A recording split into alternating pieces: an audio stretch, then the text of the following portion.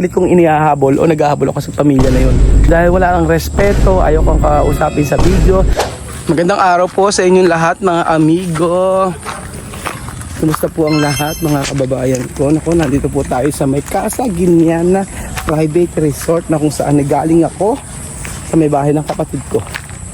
Yes po mga kababayan ko. At ngayong araw ay papakita ko kung ano yung tapos dito po sa ating resort.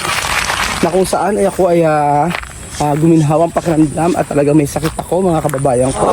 I'm so tired.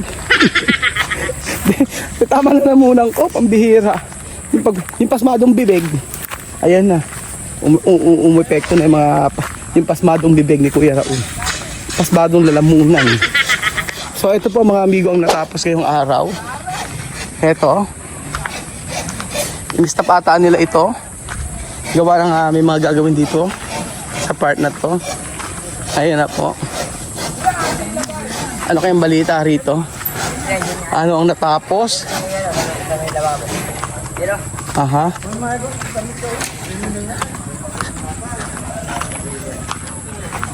Ayan.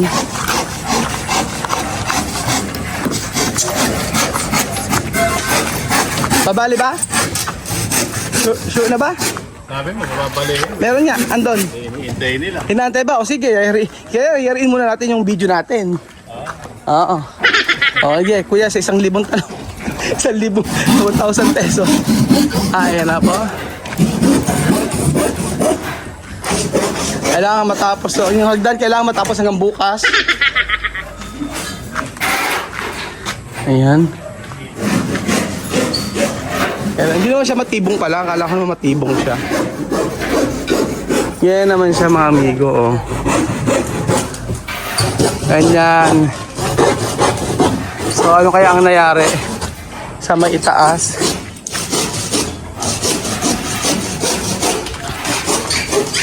Kabantay nga kami sa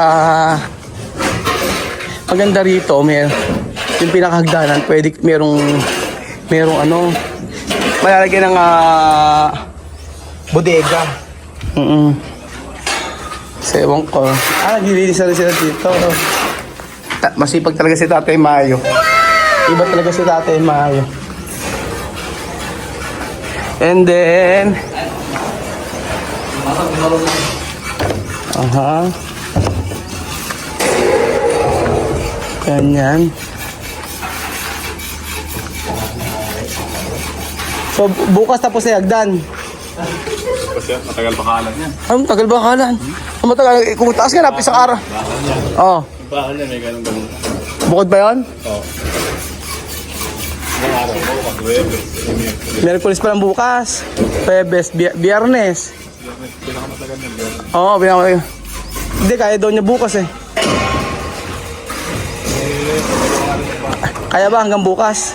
Ay, may malalagay mo rin yung original. Na ano ba yan? Ay, lalapagan pa ano, di ba? Oo.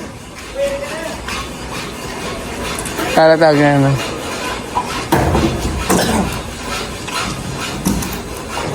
Saan ang ano niyang gilid?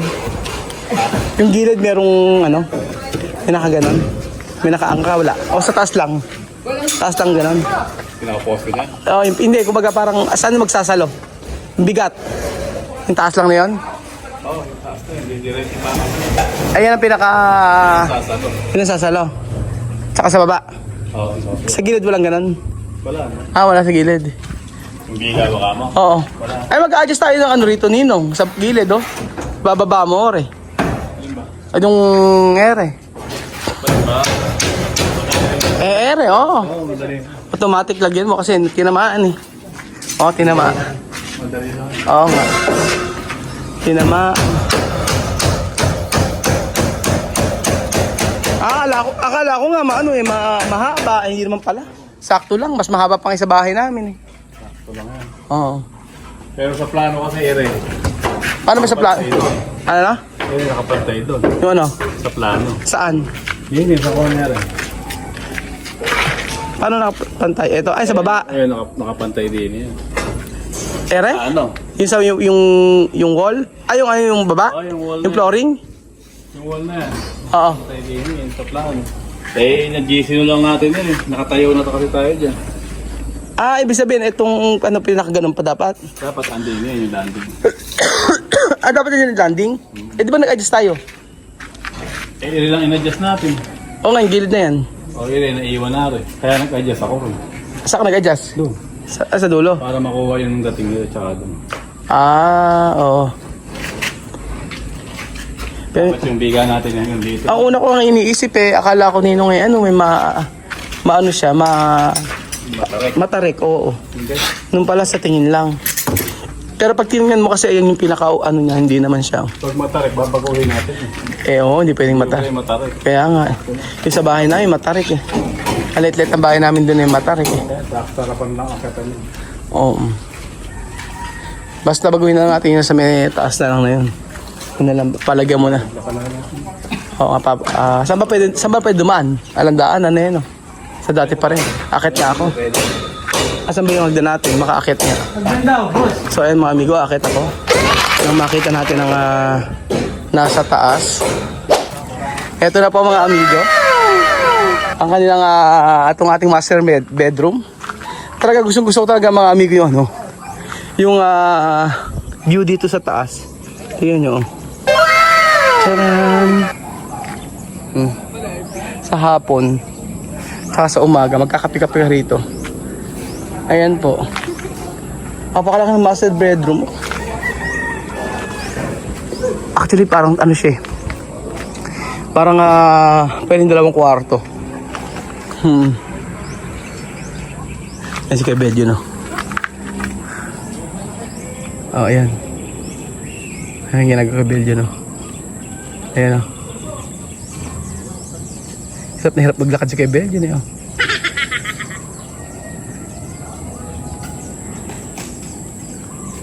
Ayan, no? Psst! Psst! Psst! Pero ko lumakad. Tapos ito pa mga amigo. Ano bukas? Wednesday pa lang bukas? Wednesday pa lang ano? Wednesday pa lang bukas, nako. Maitataas sila sigurador eh. Pag di nyo na itaas hanggang bukas to. Nasabi ko si. Oo nga, baka ano ba baka hanggang next week siguro maano niyan ano. Matapos ano, hanggang next week kasama yung ano. Sa next week. Bagong tapos ng December, nakabubong na yan. Tingin mo? Bigaan na yan, pag itong patong, nabiga. Oo nga, pag nabigaan yan di pwede na Nalagyan ng balaktas. Oo, tapos yung iba yung na, paplatada na. 5 taon na lang maitira. Para makatipid. Makabahal ng labor. Pagkayari no? Ito yung CR ng amigo. Ito yung CR ng master bedroom. Laki. Parang kwarto, no? Isang kwarto na yung CR. May batag po kasi. May bathtub nga po. Kaya malaki. Oo, pero kung titignan mo, isang kwarto na to. Ito yung bathtub. May bathtub dito. Kaya malaki. May batag. Hindi, oo nga po. Pero pag nabubungan to platado na lang Kailangan magbukas na siguro ng tao, no? Tatlo. Tatlo lang ititira. Kawawa naman yung mga tao. Sila naghihirap. Tapos sila palalayasin mo. Hindi, pwede naman umalis kaso ililipat ng ibang site. Oo. Naawa kasi ang mga amigo na ganun. So sila naghihirap tapos pagkayari yung papinish na papaalis lubag basta-basta. So maganda niyan ay sa lipat ng site pwede rin. And then ito po mga amigo yung ating taas. Malaki din pala rin na to. Malaki rin. Maganda yung kagaya niyan. Mga kamag-anak Tapos ito po mga amigo ang taas. Unang room. Ito yung room siguro ni Kylie.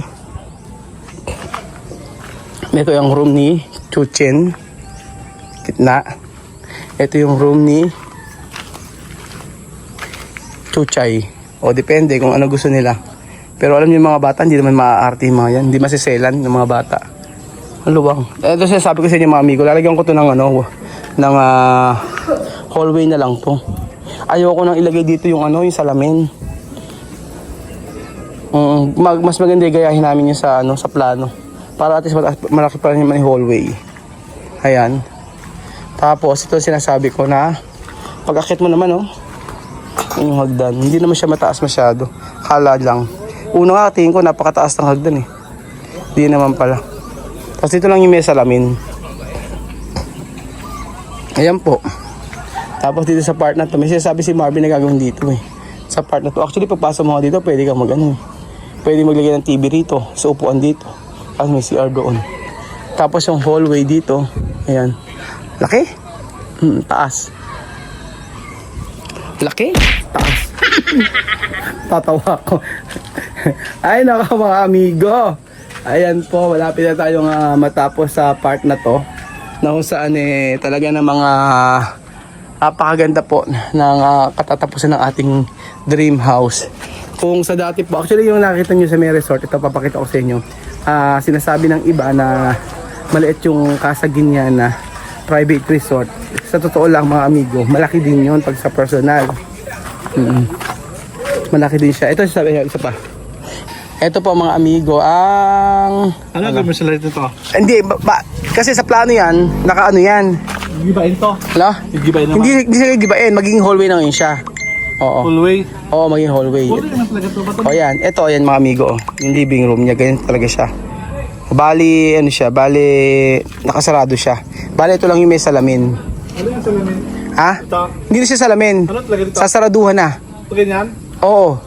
Hindi siya, Para pag ano ulit ito? hindi, maganda siya, Belgium. Kakala ko pangit. Tingnan mo, oh. Ayan, oh, tingnan mo. Oh, ayan, oh. Ayun siya. Ano rin? Ayan, ito yun eh. Ano nga? Ayan nga, may sarado siya. Oo nga. Sasaraduhan siya, ayoko ng Ano salamin. gawin dito? Sa... Hallway siya, papunta sa may veranda. Sa kabila. Ba't ayaw mo ng salamin? Pangit? Oo, hindi ko nagagandahan kasi parang magmumukha salamin kasi yung baba puro salamin na. Yun ang nakita ko. Ito pa, pakita ko sa inyo. Ayan. Oh, ayan, ito. Oh, ayan. Nagbago isip po. Ayan, puro salamin siya. Medyo pag sinamin ko, OA na masyado. Bato eh. Oh, ayan. Oh, maging ayan mga amigo. Ito, nakita niyo ba? Ayan. Pagka ito lang ang salamin niya, yung kabila na to nakasarado. Magiging OA siya kapag ka ano. Ayan oh, ayan, sarado siya mga amigo. Oh. Papasarado ko kay Ninong. Para at least itong part na to malagyan pa ng design. Yan sa may ito. Oh, ayan.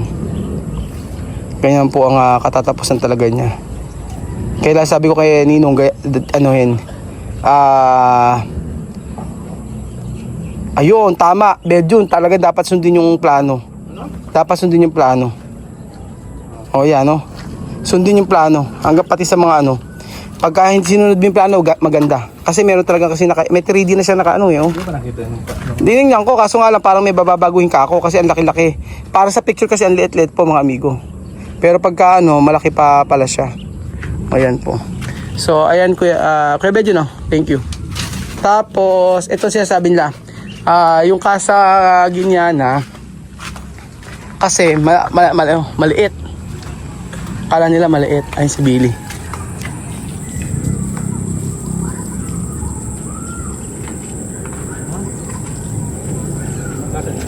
Uling-uli si Billy, oh. Yung si Billy, gano'ng karami magtubig, oh, yan. Sabi ko na, konti ka magdilig, eh. Ay, kanina pa naman ako dito. Ano ka ba? Kaya malaki siya mga amigo. Akala nyo na siya maliit yung Casa Guiñana. Oo. Sabi kasi nila, ang liit ka ng ano, pati yung pool.